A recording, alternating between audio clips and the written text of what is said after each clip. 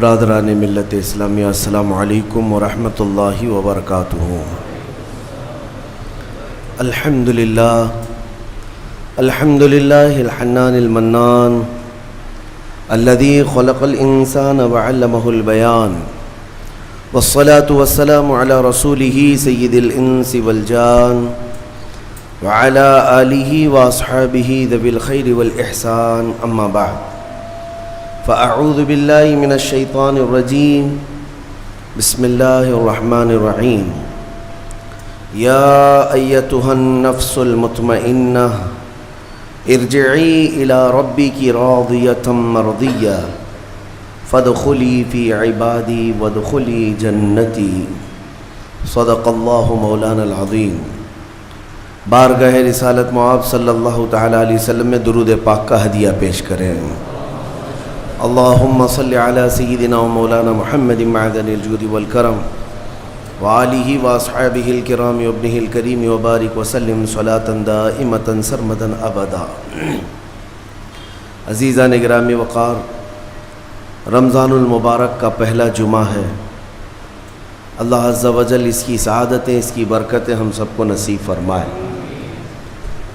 رمضان کے آتے ہی ہر مومن کا ایک ریہرسل شروع ہوتا ہے، ایک تربیت کا خاص وقت ہے رمضان، کیونکہ قرآن میں رب تعالیٰ نے فرمایا یا ایھا الذین آمنوا کتب علیکم الصیام کما کتب علی الذین من قبلکم لعلکم تتقون، اے ایمان والو تم پر روزے فرض کیے گئے جیسے کہ پہلے والوں پر بھی فرض کیے گئے تھے۔ وجہ کیا ہے؟ لعلکم تتقون، تاکہ تمہیں پرہیزگاری حاصل ہو، تاکہ تم تقوی والے ہو جاؤ۔ تقوی اور پرہیزگاری یہ اتنی ضروری ہے تمہارے لیے کہ جس کے لیے ایک مہینہ پوری تمہاری تربیت کرائی جا رہی ہے۔ یہ تقوی کیا چیز ہے؟ میں آپ سے اگر کہوں کہ یہ بنیاد ہے تمام اعمال کی، تقوی جو بھی عمل کریں آپ، تقوی جو ہے یہ بنیاد ہے۔ تقوی کا مطلب ہے اللہ کا خوف، اللہ کا خوف، یا جو بھی عمل کرتا ہو وہ صرف اللہ کے لیے کرتا ہو، یہ تقوی ہے۔ اور یہ ہر عمل کے لیے ضروری ہے، ہر عمل کے لیے۔ نماز میں تقوی ضروری ہے، روزے میں تقوی ضروری ہے، حج میں تقوی ضروری ہے۔ آپ دیکھیں حج کا سفر جب کرنا ہو تو رب تعالیٰ نے فرمایا وَتَزَوَّدُوا، توشہ ساتھ میں لے لینا۔ سفر پر جا رہے ہو حج کے لیے، ساز و سامان توشہ ساتھ میں لے لینا، لیکن ساتھ میں ہی کون سا توشہ اچھا ہے؟ یعنی روٹی، سالن، چاول یہ توشہ، کپڑے لتے، حاجات یہ توشہ؟ خود رب تعالیٰ فرماتا ہے فَإِنَّ خَيْرَ الزَّادِ تَقْوَىٰ، سب سے بہترین توشہ تقوی ہے۔ یہ تقوی کی ہر جگہ پر اللہ تبارک و تعالیٰ نے تاکید فرمائی۔ اب میں آپ کو بتاتا ہوں یہ رمضان المبارک جو ایک مہینہ تمہیں تربیت کے راستے سے گزارا جاتا ہے، کس وجہ سے؟ تاکہ تمہارے دلوں میں تقوی آئے، تقوی۔ اور تقوی کی سب سے پہلی جو تربیت ہوتی ہے، صوفیہ اکرام کے پاس جب کبھی کوئی طالب جاتا تھا مرید ہونے کے لیے یا خلافت لینے کے لیے، پہلے کا دور ایسا تھا کہ اولیاء اکرام سب سے پہلے اسے اپنی خانقاہ میں رکھ کر کے بھوکا اور پیاسا رکھتے تھے، کہ بھوک کو برداشت کرنا اور پیاس کو برداشت کرنا اگر تیری عادت بن گئی تو تقوی یوں ہی آ جائے گا۔ سید آل رسول مارہروی رحمۃ اللہ تعالیٰ علیہ، مارہرہ کے بڑے پائے کے بزرگ ہیں، اعلیٰ حضرت کے پیر مرشد، ان کے پاس ایک صاحب آئے، ایک مولانا صاحب آئے خلافت لینے کے لیے۔ شام کے وقت تو پہنچے، سیدھے آتے ہی کہا کہ حضور آپ اپنی خلافت وغیرہ مجھے دے دیجئے۔ تو اس وقت ایسے بالکل بٹ نہیں رہی ہوتی تھی۔ آپ نے کہا آپ آج تو آئے ہیں، مہمان ہیں ہمارے ہاں، رک جائیے خانقاہ میں، کل کو بات کریں گے، رات ہو چکی۔ اور حضرت نے اپنے خادم سے کہا مولانا کی اچھی خاطر تواضع کرو۔ رات کو ان کو ایک کمرے میں رکایا گیا اور ان کو خوب مچھلی کھلائی گئی۔ حضرت کا حکم تھا کہ انہیں مچھلی پیٹ بھر کر کے کھلائیں لیکن پانی مت دینا. اور ایک خاص قسم کی وہاں پر مچھلی ملتی ہے اتر پردیش میں، وہ مچھلی کھلائی گئی. جب پیٹ بھر کر کے مولانا صاحب نے مچھلی کھائی تو خادم صاحب نے باہر سے دروازہ بند کر لیا، کمرے میں انہیں اندر چھوڑ کر باہر چلے گئے. وہ اندر سے پکارتے رہے پانی تو دے دیجئے، کھانا کھا لیا پانی تو دے دیجئے. کوئی سننے والا ہی نہیں تھا. وہ پانی کرتے کرتے کرتے اندر سے چیختے رہے، چلاتے رہے، اور پھر جو ہے ان کی آنکھیں بڑی ہو گئی تھیں پیاس کی شدت کی وجہ سے. ظاہر سی بات ہے مچھلی کے بعد بہت تیز پیاس لگتی ہے، کیونکہ مچھلی باہر بھی پانی میں رہتی ہے، اندر بھی اسے پانی کی ضرورت ہوتی ہے. تو وہ چیختے رہے یہاں تک کہ اب برا بھلا کہنا بھی شروع کر دیا. میں نے ان کی بڑی تعریف سنی تھی لیکن مہمانوں کے ساتھ ایسی بدتمیزی، ایسا سلوک. رات بھر وہ تڑپتے رہ گئے. صبح کو جو ہے نڈھال پڑے تھے زمین پر، فجر سے پہلے دروازہ کھولا گیا. انہوں نے آؤ دیکھا نہ تاؤ، خادم کا جبہ پکڑ کر کھینچا اور لڑنے پر آ گئے ہیں. تماچے لگائے. کہا کہ یہ کوئی شرافت ہے، یہ کوئی تہذیب ہے؟ اس طرح سے کھانا کھلا کر مہمان کو بغیر پانی کے بند کر کے چلے جاتے ہو. تو حضرت اس وقت آ گئے. حضور آل رسول رحمۃ اللہ تعالیٰ علیہ قریب آئے، پوچھا کیا بات ہے؟ کہا آپ نے ایسا ایسا ہمارے ساتھ سلوک کیا. کہا اب آپ کو پانی دے دیا جائے گا لیکن اب خلافت نہیں دی جائے گی، اس لیے کہ پانی کی پیاس برداشت نہ کر سکے اسے تقویٰ نہیں، اور تقویٰ نہیں تو خلافت کس بات کی؟ تقویٰ کئی چیزوں سے رک جانے کا نام ہے. حضرت عمر فاروق رضی اللہ تعالیٰ عنہ سے پوچھا گیا تقویٰ کیا چیز ہے؟ تو آپ فرماتے ہیں کہ یوں سمجھو کہ ایک راستہ ہے جس میں دائیں جانب بھی کانٹے ہیں، بائیں جانب بھی کانٹے ہیں، سامنے تمہاری منزل ہے. دونوں راستوں سے کانٹوں سے اپنے جسم کو بلکہ اپنے کپڑوں کو بچا کر کے نکل جانا، یہی تقویٰ ہے. اور رسول پاک صلی اللہ تعالیٰ علیہ وسلم کی ایک حدیث پاک، الحلال بین والحرام بین، فرمایا حلال بھی واضح ہے، حرام بھی واضح ہے. کیا چیز حلال ہے یہ بھی پتہ ہے آپ کو، کیا چیز حرام ہے یہ بھی پتہ ہے. شراب حرام ہے، خنزیر حرام ہے، مردار حرام ہے، چوری حرام ہے، یہ سب تو پتہ ہے. حلال بھی پتہ ہے، اپنے ہاتھوں سے کمائی ہوئی چیزیں حلال ہیں. چاول، گیہوں، باجرہ، یہ سب چیزیں حلال ہیں نا آپ کے لیے. پھلوں میں بہت ساری حلال ہے، جانوروں میں جو حلال ہے وہ سب پتہ ہے. تو حلال کی لسٹ بھی معلوم ہے تمہیں، حرام کی لسٹ بھی معلوم ہے. حضور پاک صلی اللہ علیہ وسلم فرماتے ہیں ان دونوں کے بیچ میں کچھ چیزیں ہیں جن کے بارے میں پتہ نہیں چلتا حلال ہے کہ حرام ہے. ان چیزوں کو چھوڑ دینے کا نام تقویٰ ہے. بعض لوگ کیا سمجھتے ہیں حرام کو چھوڑ دینا تقویٰ ہے. ارے میاں حرام کو چھوڑنا تو مسلمان کی شان ہے، ضروری ہے. تم شراب نہیں پیتے تو یہ تقویٰ نہیں ہے، یہ تو اسلام کا حکم ہے. تم جوا نہیں کھیلتے، چوری نہیں کرتے، یہ تو اسلام کا حکم ہے تمہارے اوپر. لیکن کچھ ایسے شک والی چیز سے بھی بچ جاتے ہو، اس کو کہتے ہیں تقویٰ. وہ تقویٰ ہے. تقوی کی بہت ساری مثالیں ہیں، لیکن میں آپ کے سامنے ابھی رمضان کے متعلق عرض کرنے جا رہا ہوں کہ جیسے گزشتہ میں نے ایک تفسیر میں بھی عرض کیا، بعض لوگوں کو ایسا لگتا ہے کہ رمضان میں لوڈ شیڈنگ ہوتی ہوگی، کچھ خزانہ خدا میں بچت کے لیے لوگوں کو بھوکا اور پیاسا رکھا جاتا ہے، کچھ رزق بچا لیا جائے.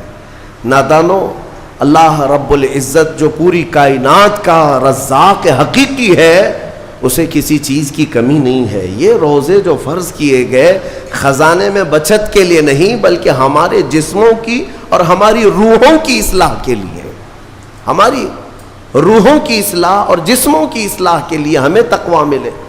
میں آپ کو بتاتا ہوں، ایک سوال میں آپ سے پوچھتا ہوں. آج رمضان میں یہ بہت ضروری ہے کیونکہ رمضان ہونے کے بعد بھی سب کو پتہ ہے کہ چاند دکھتے ہی اللہ شیطانوں کو قید کر لیتا ہے. یہ سب کو پتہ ہے. حدیث پاک میں بھی سرکش جنات اور شیطان دونوں قید ہو جاتے ہیں، ان کو قید کر دیا جاتا ہے، جب تک چاند نہیں دکھے گا یہ نہیں آئیں گے۔ لیکن جو 11 مہینے ہم بلیم ڈالتے تھے شیطان پر کہ ہم سے برائیاں ہو گئی، گناہ ہو گئی، کیوں؟ ارے شیطان ایسا کرا دیا، شیطان ویسا کرا دیا۔ اب رمضان میں کون کرا رہا ہے؟ شیطان تو ہے نہیں، پھر فجر میں سوتا کیوں ہے؟ بغیر نماز پڑھے ٹانگ پھیلائے ویسی نماز قضا کر رہے، کون سا شیطان تمہیں سلایا؟ ابھی تو شیطان ہے نہیں۔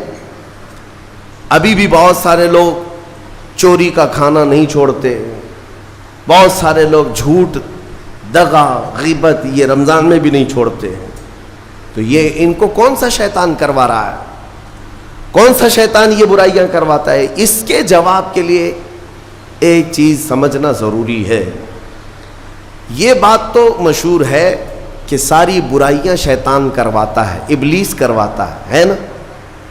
لیکن آپ کو وہ واقعہ معلوم ہے جب آدم علیہ السلام کو اللہ تعالیٰ نے پیدا کیا اور سارے فرشتوں سے کہا کہ سجدہ کرو، کل ہی کی تفسیر میں نے عرض کیا، اس میں ابلیس بھی تھا۔ ابلیس بھی اس وقت بہکا ہوا نہیں تھا، گمراہ نہیں تھا، وہ اچھا تھا۔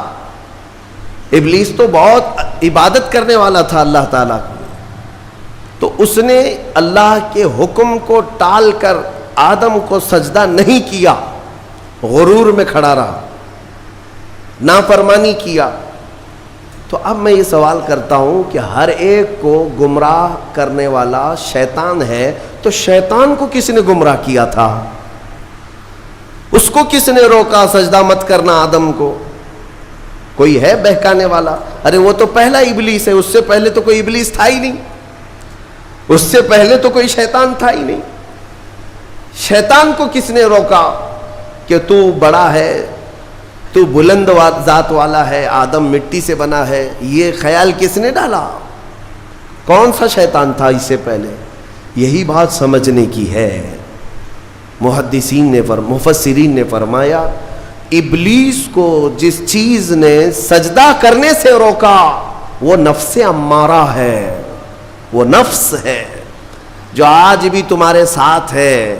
ہاں شیطان تو قید ہو جاتا ہے رمضان کے شروع ہوتے ہی، لیکن نفس تو ساتھ میں رہتا ہے۔ اب پتہ چلا کہ رمضان میں جو کچھ بھی غلطیاں یا کوتاہیاں یا گناہ کچھ لوگوں سے سرزد ہوتے ہیں تو یہ نفس کے پجاری ہیں، نفس ان کے ساتھ ہے، یہ نفس کی غلامی میں آ گئے اور نفس کے شکار ہو گئے۔ اسی لیے قرآن میں اللہ تعالیٰ نے اپنے رسول سے بھی یہ فرمایا اَرَأَيْتَ مَنِ اتَّخَذَ إِلَٰهَهُ هَوَاهُ أَفَأَنْتَ تَكُونُ عَلَيْهِ وَكِيلًا۔ اے رسول کیا آپ نہیں دیکھتے کچھ لوگ ایسے ہیں جنہوں نے اپنے نفسانی خواہشات کو اپنا خدا بنا لیا ہے، اپنی خواہشات کو اپنا خدا بنا لیا ہے۔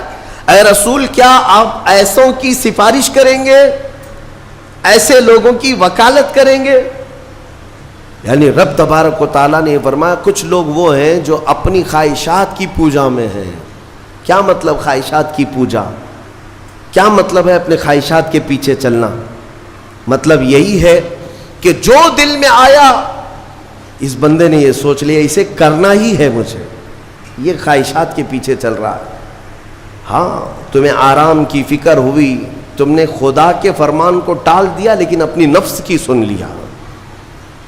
اللہ تبارک و تعالیٰ کا حکم کچھ اور ہے لیکن تمہاری طبیعت کچھ اور چاہ رہی ہے۔ رب تبارک و تعالیٰ کا حکم تھا صبح صبح تمہیں اپنے گھر بلا رہا تھا لیکن تم نے اس کی نہیں سنی، اپنے من کی سنی، اپنے نفس کی۔ تو یہی تو ہوا نفس کی پوجا، یہی ہے نفس کی عبادت، نفس کی پرستش، جس کو قرآن میں کہا گیا ہے کہ کچھ لوگ ایسے ہیں جنہوں نے اپنی خواہشات کو خدا بنا لیا۔ یہ نفس امارہ جس کے بھی اوپر حاوی ہو جاتا ہے، اچھے اچھوں کو یہ ان کا تقوی بھسم کر دیتا ہے، ایمان سے بھی دور کر جاتا ہے۔ اس لیے میرے عزیزو میں جو عرض کرنے جا رہا ہوں وہ یہ ہے کہ ہمارے لیے زندگی میں سب سے بڑا چیلنج اپنے نفس امارہ سے لڑنا۔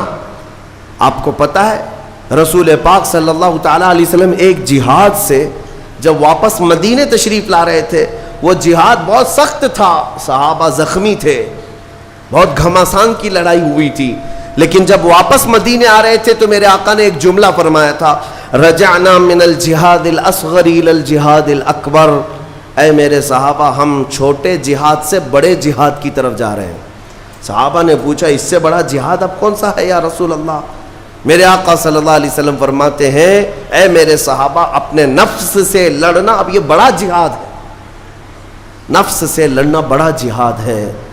میرے عزیزو، یہ خواہشات کو ہی ختم کرنا ہو، اس نفس کو اگر کنٹرول میں لانا ہو تو کیا کرو گے؟ نفس امارہ سب کے پاس ہے۔ قرآن میں مولا فرماتا ہے وَمَا أُبَرِّئُ نَفْسِي إِنَّ النَّفْسَ لَأَمَّارَةٌ بِالسُّوءِ إِلَّا مَا رَحِمَ رَبِّي۔ کوئی اپنے نفس سے بچ نہیں پائے گا سوائے وہ شخص جس پر میرا رب رحم فرمائے۔ اللہ کا رحم جس پر ہو گیا وہ اپنے نفس سے بچ جائے گا۔ میں آپ کو ایک دعا بتاتا ہوں، حضور پاک صلی اللہ علیہ وسلم اگر دعا کرتے تھے تو اس سے آپ کو اندازہ ہو جائے گا کہ یہ کتنی امپورٹنٹ چیز میں آپ کے سامنے کہہ جا رہا ہوں۔ کون سی؟ حضور جب دعا کرتے تھے تو یوں کہتے تھے اللہ کی بارگاہ میں، اللہم لا تکلنی الی نفسی طرفۃ عین، اے اللہ تو مجھے میرے نفس کے حوالے ایک منٹ کے لیے بھی مت دینا، تو اپنی حفاظت میں رکھ۔ حضور جب یہ دعا کرتے تھے کہ مجھے میرے نفس کے حوالے ایک منٹ کے لیے، طرفۃ عین کہتے ہیں پلک جھپکنے کے برابر، اتنے ٹائم کے لیے بھی اے اللہ تو مجھے میرے نفس کے حوالے مت کرنا، تو اپنی حفاظت میں رکھ۔ سید الانبیاء جب یہ دعا کرتے ہیں تو اندازہ کرو اے مومنو، نفس کی تباہ کاریاں کیا کیا ہیں، یہ کتنوں کو ہلاک کر دیتا ہے، کتنوں کا عمل ضائع کرتا ہے، کتنوں کا ایمان ختم کرتا ہے۔ اب میں جو بات کہہ رہا ہوں وہ یہ توجہ سے سنو، یہ نفس امارہ جس نے شیطان کو بھی گمراہ کیا، شیطان کو بھی بہکا دیا، یہ نفس آدم کو سجدہ نہ کرنے کا جو غرور پیدا کیا یہی نفس امارہ تھا۔ اس نفس امارہ کو اگر کوئی کنٹرول کرا سکتا ہے تو وہ ماہ رمضان المبارک ہے۔ بس یہی ہے رمضان کی فضیلت۔ رمضان المبارک اس لیے تمہیں دیا گیا کہ بڑی بڑی طاقتیں تمہارے نفس کو قابو میں نہیں کر پائیں گی، لیکن رمضان کے روزے تمہیں کنٹرول میں لے آئیں گے، کنٹرول میں لائیں گے۔ اب سمجھ میں آیا کہ روزے کیوں رکھائے جا رہے ہیں؟ ارے گرمیوں کی شدت ہے، ادھر حلق سوکھا جا رہا ہے، پیٹ پیٹ سے لگ جاتا ہے۔ ان لوگوں کو پوچھو روزہ کیسا ہوتا ہے جو مزدوری کرتے ہیں، ان لوگوں سے پوچھو جو دن بھر کام کاج کرتے ہیں۔ میرے عزیزو، روزے رکھنے کے بعد کیا رب تبارک و تعالی کسی کو اس کی طاقت سے زیادہ تکلیف دینا چاہتا ہے؟ نہیں میرے عزیزو، وہ رحمان ہے۔ اس نے جب تمہیں ماں کے پیٹ میں 9 مہینے رزق دیا تو کیا کائنات میں نہیں دے گا؟ تمہیں ماں کے پیٹ میں بھی رزق دیتا رہا۔ تم جب دنیا میں آئے تمہارے ماں کے سینے میں خون سے دودھ کس نے بنایا؟ تمہارے رزق کا انتظام کرنے والا وہ خدا۔ اگر تمہیں حکم دیتا ہے کہ صبح سے لے کر شام تک بھوکے رہو تو یہ اس کا ظلم نہیں بلکہ یہ عین کرم ہے، اللہ تبارک و تعالیٰ کا رحم ہے تم پر کہ وہ مولا ہماری اصلاح چاہتا ہے کہ ہمارے اندر تقوی آ جائے، جسم میں بھی اور روح میں بھی۔ اب ایک اور بات میں آپ کو بتا دوں، میں نے ایک بات پڑھی تھی نفس کے متعلق، یہ نفس امارہ، اسی لیے امام غزالی رحمۃ اللہ تعالیٰ علیہ نے فرمایا اللہ کی جو مخلوق ہے وہ 3 طرح کی ہے، ایک فرشتے، دوسرے انسان، تیسرے جانور۔ یہ 3 الگ الگ قسم کی مخلوق ہیں، کیونکہ اللہ تعالیٰ نے تینوں کو جو چیزیں دی ہیں ان میں فرق ہے۔ فرشتوں کو اللہ نے عقل دیا ہے، نفس نہیں ہے۔ نفس، شہوت، برائی کرنے کی خواہش فرشتوں کے اندر ہے ہی نہیں، وہ سوچ بھی نہیں سکتے برائی کرنے کا۔ فرشتوں کو اللہ نے عقل دیا ہے، اور عقل عزت والی چیز ہے۔ اور جانوروں کو اللہ نے نفس دیا ہے، عقل نہیں، عقل والے نہیں ہیں جانور، عقل والے نہیں، لیکن نفس ہے، شہوت ہے، شہوت بھی ہے، نفس بھی۔ لیکن انسان ایک ایسی مخلوق ہے جسے اللہ نے عقل بھی دیا ہے، نفس بھی دیا۔ مطلب یہ ہے کہ تمہیں اللہ نے ایک چیز فرشتوں والی دی ہے, ایک چیز جانوروں والی بھی دی ہے, دونوں تمہارے اندر ہے, عقل بھی ہے, نفس بھی ہے. لیکن امام غزالی فرماتے ہیں توجہ, جو بندہ نفس ہونے کے باوجود گناہوں سے اپنے آپ کو بچا لیا, وہ بندہ فرشتوں سے بھی افضل ہے. کیوں؟ فرشتے اس لیے بچے ہوئے ہیں کہ ان کے پاس نفس ہے ہی نہیں, اور تم بچ رہے ہو تو کمال کی بات ہے. نفس ہوتے ہوئے بھی گناہ سے بچ گیا تو اس انسان کا مقام فرشتوں سے بھی اعلیٰ ہے. لیکن ساتھ ہی امام غزالی یہ بھی فرماتے ہیں عقل ہونے کے باوجود اگر گناہوں سے نہیں بچتا تو پھر وہ جانوروں سے زیادہ ذلیل ہے, کتے اور خنزیر سے بھی گیا گزرا ہے. کیونکہ جانور تو بیچارہ معذور ہے, اسے عقل نہیں ہے, نفس ہے. تمہارے پاس عقل ہے, اس کے باوجود حرام کاریاں کر رہے ہو تو جانوروں سے زیادہ گر گئے. فیصلہ تمہارے ہاتھ میں ہے کہ تم کون سی زندگی گزارنا چاہتے ہو, کون سی, کہ تم نفس کے پجاری بن جاؤ یا عقل کا صحیح استعمال کر کے فرشتوں والی صفات پر عمل کرو. عزیزان گرامی وقار, نفس اور عقل یہ جو دو چیزیں ہیں ان کو میں آپ کے سامنے تھوڑا سا کھول کر کے عرض کرتا ہوں. عقل جو ہے عزت والی چیز ہے, جسے بھی دی گئی ہے وہ عزت والا ہے. کیوں عزت والی ہے یہ عقل؟ پوری دنیا میں عقل کا ہی تو کمال ہے. جس کے پاس عقل ہے وہ بادشاہ ہے, جس کے پاس عقل ہے وہ لوگوں کو ہانکتا ہے, پوری دنیا کو ادھر سے ادھر کر سکتا ہے. عقل اور نفس جو ہے, نفس برائیوں کی طرف بلانے والا, عیاشی کی دعوت دینے والا, موج مستی کرانے والا اور اپنے آپ کو تباہ کروانے والا. اچھے بھلے نوجوان 25 سال کی کڑیل جوانی ہے, کون ہے جو انہیں نشے کے اڈے پر لے جاتا ہے؟ کون ہے جو ان کو تباہ و برباد کرتا ہے؟ نوجوان کو اچھی طرح سے معلوم ہے کہ میں کوکین, افیون, ہیروئن لوں گا تو میرے جسم کے ساتھ کیا ہوگا, اسے معلوم ہے. لیکن اس کے باوجود عیاشی کروانا یہ نفس کی عادت ہے. کسی کے اوپر نفس غالب آتا ہے, کسی کے اوپر عقل غالب آتی ہے.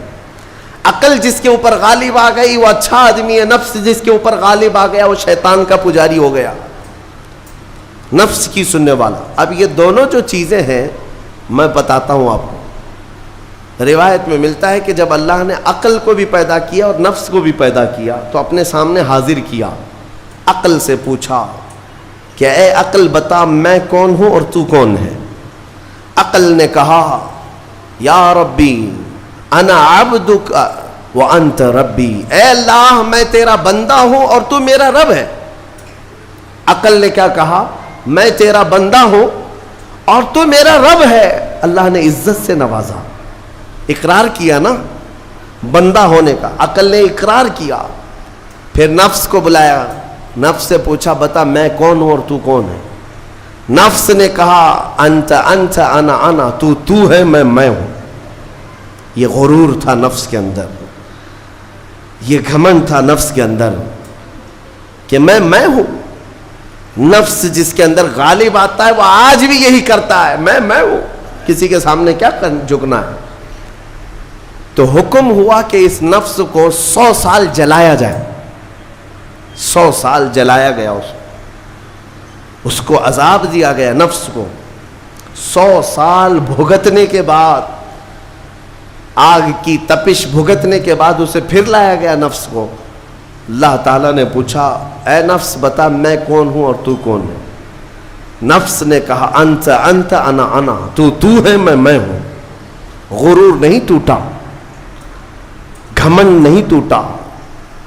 حکم ہوا اللہ کی طرف سے فرشتوں کو, اس نفس کو اب 100 سال تک بھوکا اور پیاسا رکھا جائے, کوئی چیز نہ دی جائے. اسے سخت سزا دی گئی. بھوک اور پیاس کی نفس کو کوئی چیز نہیں دی گئی. 100 سال کے بعد پھر اس کو حاضر کیا گیا, پوچھا گیا بتا کون ہوں میں؟ نفس نے کہا اے اللہ تو میرا خدا ہے, میں تیرا بندہ ہوں.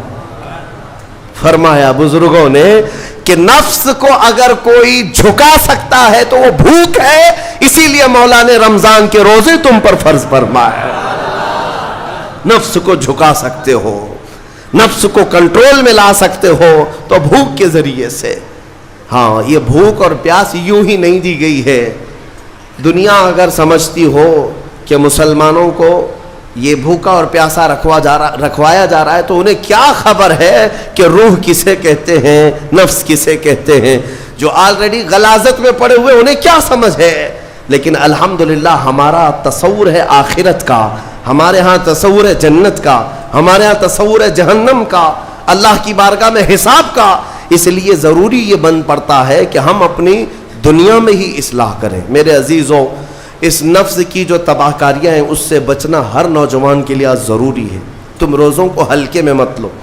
اس سے پہلے بھی میں کہا کرتا تھا, آج پھر سے میں ریپیٹ آپ کے سامنے کہتا ہوں, مسلمان کے لیے روزے جو فرض کیے گئے آپشنلی نہیں ہے میرے عزیز. یہ آپشنلی نہیں ہے, اختیاری نہیں ہے. جسے چاہے وہ رکھے, جسے چاہے وہ چھوڑے. ہاں ہمارے یہاں معاشرہ ایسے ہی ہے نا. ہاں صبح اٹھ کر کے لوگ پوچھتے رہتے ہیں روزہ ہے, روزہ ہے. کیوں پوچھ رہے ہو روزہ ہے؟ مسلمان ہے تو روزہ فرض ہے, روزہ فرض ہے. اگر میں آپ کو پوچھوں اچھا لگے گا؟ انسان ہو اچھا لگے گا, سامنے دکھ تو رہا ہے انسان ہے, پھر کیا پوچھنا ہے. مسلمان کے لیے روزہ ایسا ضروری ہے جیسے اس کے لیے انسان ہونا ضروری ہے. وہ روزے چھوڑتا کیوں؟ ہاں چند ہی چیزیں ہیں جہاں تخفیف دی گئی ہے شریعت میں. وہ سفر ہے یا مرض ہے, ایسا مرض کہ جس سے وہ نہیں برداشت کر پاتا, اس میں اللہ تعالیٰ نے اسے چھوٹ دی ہے, رخصت دی ہے. یا حاملہ عورت ہے, یا دودھ پلانے والی عورت ہے, یا پھر اب بہت سارے لوگ ایسے ہیں جو ہٹے کٹے ہیں, تندرست ہیں, توانا ہیں, روزے چھوڑے ہوئے ہیں. میرے عزیز, سب ہونے کے بعد اگر روزہ چھوڑنے کی کسی کو رخصت ہے نا, تو وہ صرف ان عورتوں کو جن کی ماہواری آتی ہے مہینے میں یا بچے کے بعد, حیض و نفاس والی عورتوں کے لیے روزہ نہیں ہے.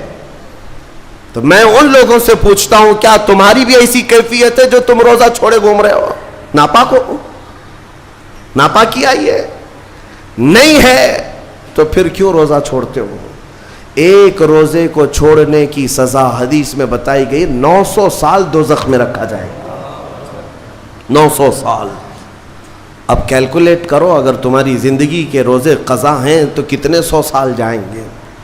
اسی لیے میرے عزیزو, جب تک طاقت ہے روزے فی الحال کے رکھو ہی رکھو. اگر پیچھے کے چھوٹے ہیں تو اسے بھی پہلے کمپلیٹ کر لو, ورنہ قیامت کے دن کی سزائیں نہیں برداشت کر پاؤ گے, بھگت نہیں پاؤ گے.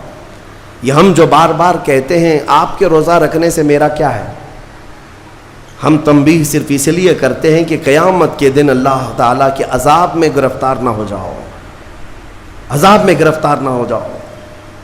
اور ہمارے بزرگوں نے ہمیں تعلیم دی ہے کہ اللہ تعالیٰ جب 11 مہینے کھلاتا پلاتا ہے اور وہی مولا 1 مہینہ اگر حکم دے تو یہ کس قدر بندے کی ناانصافی ہے کہ اپنے مولا کے حکم کو پیٹ پیچھے ڈالتا ہے اور پھر کھاتا پیتا رہتا ہے. کیا اسے اپنے رحمان کی رضا کی اتنی بھی فکر نہیں ہے کہ یہ میرے مولا کی رضا ہے روزہ؟ اسی لیے تو اس مولا نے فرمایا روزہ میرے لیے ہے اور اس کی جزا کچھ نہیں, میں خود بندے کا ہو جاؤں گا. الصوم لی وانا اجزا بہ. اور ایک حدیث میں عجزی بھی پڑھا گیا, یعنی روزہ میرے لیے ہے اور میں ہی اس کی جزا ہوں, میں ہی اس کی جزا ہوں. مطلب یہ ہے کہ دوسرے اعمال کی جزا میں جنت ہے, محلات ہے, الگ الگ ثواب ہے, لیکن روزے کے متعلق مولا نے فرمایا میں خود ہی اس کی جزا ہوں.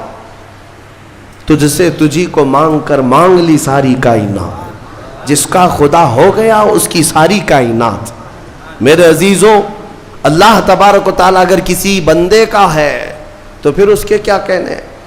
اچھا, ایک اور اس میں حکمت یہ ہے, روزہ جو رکھا جاتا ہے یہ بندے اور اللہ کے بیچ کا راز ہے, دوسرے کسی کو پتہ نہیں.